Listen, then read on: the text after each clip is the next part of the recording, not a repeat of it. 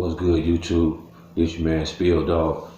I just got through watching this interview Shawn Porter made, saying that Spence hate him and he don't like seeing him on TV, this, that, the third. That really sound kind of goofy to me, man. It ain't never looked to me like Spence care one way or the other. It just look like Spence don't want to be up there doing all that. Spence don't want to be doing that kind of stuff. He ain't a dude, a fighter. I like Shawn Porter, and I think this gonna be probably the best fight. One of the best fighters Spence had up to date. You don't really know how the fight gonna go till they get in the ring, but I don't have no illusion that Shawn Porter is gonna beat Errol Spence by no stretch of the imagination. You know what I mean? I mean, anything possible, but I just really don't see that. I see Errol, just being, I think he gonna fight him different than he fought Mikey Garcia. Now he can fight Shawn the same way, as far as keeping him at the end of the jab and using distance and using the ring and just dominate him like that. But I got a feeling it's gonna be one of them fights where Spence get downstairs in that kitchen and be banging that body real good on Porter and probably look to get him up out of there about the 8th or 9th round. That would be the prediction. If somebody was to ask me what I think will happen, I feel like maybe the first round may be a little bit competitive, a little fill out round. But after that, I think Spence probably gonna get that motor running second, third round, and just become straight ahead. Just kind of slowly breaking Shawn down.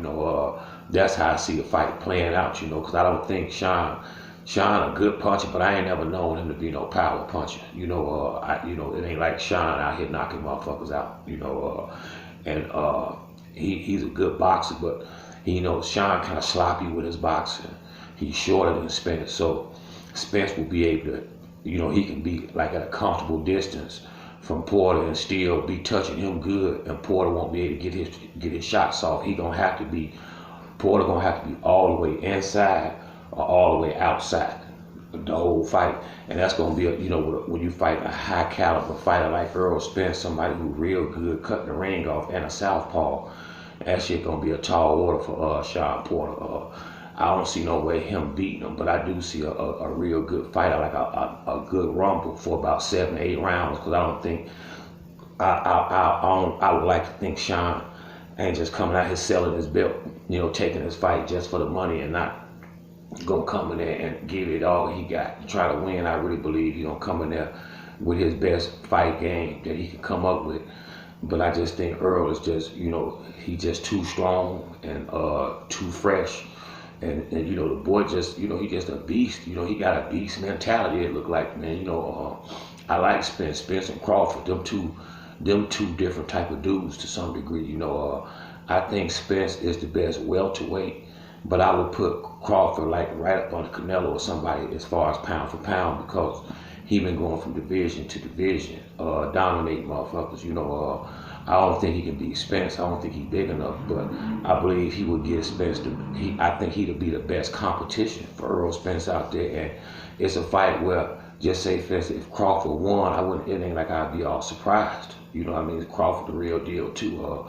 I don't know if they ever fight. I believe we'll get to fight with Errol Spence and Keith Thurman before we would get Errol Spence and Terrence Crawford. And in my opinion, I really believe Keith Thurman and Spence will be a little bit better fight than him and Crawford anyway, because I feel like if Crawford fights Spence, he gonna do the same thing he did against Postall and run and try to move around the ring and take all the action out of the fight.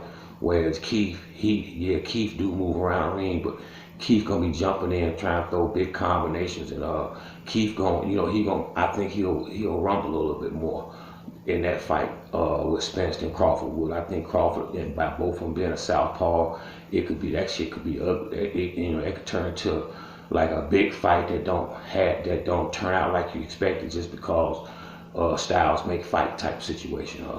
But I think Errol Spence, I think Shawn Porter, Keith Thurman, Manny Pacquiao, all of them kind of to some degree almost tailor-made for Errol Spence. And all those is good quality A caliber fighters. So I got a funny feeling Spence, I think between now and 2020, he'll have all the belts as far as in the welterweight division that Al Haymon has control over, I believe, unless somehow when him and Keith fight, somehow Keith can beat him, because I don't see Manny beating Keith, and I don't see Porter beating Errol Spence.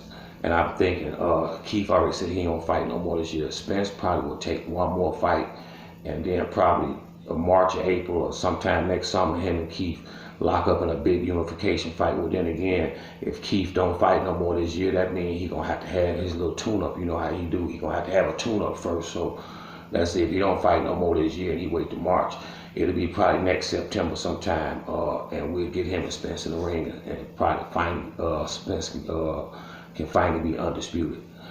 But that's it on this video. If you like the video, hit the like button and subscribe. To the next one, it's your boy Spiel Dog. I'm out.